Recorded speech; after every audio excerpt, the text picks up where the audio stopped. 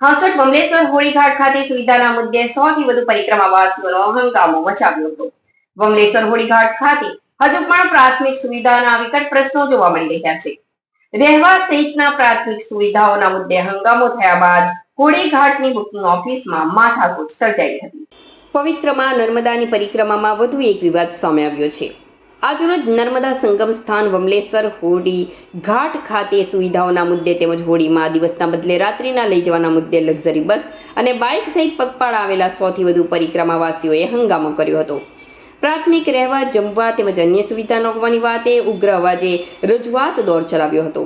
આ વચ્ચે દહેજ જેટી તરફ પાણી ઓછું હોવા સાથે દરિયાઈ પવન વધુ હોવાની તંત્રની સૂચના બાદ હોળી દિવસના બદલે રાત્રિના લઈ જવા આવનાર હોવાનું સામે આવતા જ પરિક્રમાવાસીઓનો ગુસ્સો આસમાને પહોંચ્યો હતો અને હોળીઘાટની બુકિંગ ઓફિસમાં જ ભારે હંગામો મચાવ્યો હતો, જ્યાં મહિલા કર્મચારી સહિત અન્ય એક કર્મચારીને પણ ધક્કે ચડાવ્યા હતા.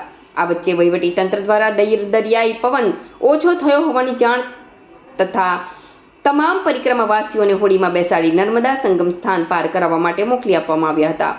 જો કે આ વચ્ચે આ મામલાના વિડીયો વાયરલ થતા ઘટના સામે આવી હતી. આ અંગે બમલેશ્વર ગામ આગેવાન કૌશિકભાઈએ જણાવ્યું હતું કે ઘટના 100 થી વધુ પરિક્રમાવાસીઓ એકત્ર થઈ ગયા હતા અને પ્રાથમિક સુવિધાઓના મુદ્દે રજૂઆતો કરી હતી. આ વચ્ચે હોળીમાં દરિયાઈ પવનને સામે કિનારે પાણી ઓછું હોવાનું સામે આવ્યા બાદ તેઓ ઉગ્ર રજૂઆત કરી. જો કે ત્યારબાદ તંત્ર દ્વારા દરિયાઈ પવન જોર ઘટ્યું હોવાનું જણાવતા તમામને સંગમ સ્થળ પાર કરવા માટે મોકલી આપવામાં આવ્યા છે.